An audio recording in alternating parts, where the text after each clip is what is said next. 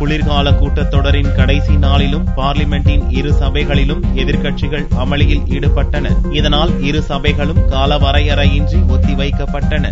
பார்லிமெண்டின் குளிர்கால கூட்டத்தொடர் நவம்பர் 24ஆம் தேதி துவங்கியது. கூட்டத்தொடரின் கடைசி நாளான செவ்வாயன்று காலை ராஜ்யசபா கூடியதும் வழக்கம் போல மதமாற்ற விவகாரத்தை காங்கிரஸ், இடதுசாரிகள், திரிணாமுல் காங்கிரஸ் உள்ளிட்ட கட்சிகள் எழுப்பின. பல்வேறு மாநிலங்களில் தொடரும் மதமாற்ற சம்பவங்கள் குறித்து பிரதமர் மோடி விளக்கமளிக்க வேண்டுமென வலியுறுத்தின.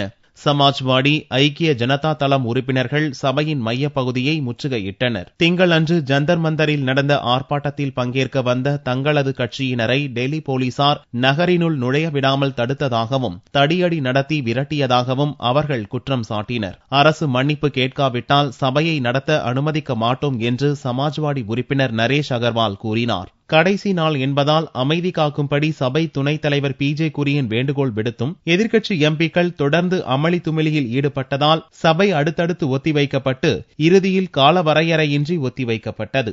This is the last day. My appeal to members is let us have 0 hour.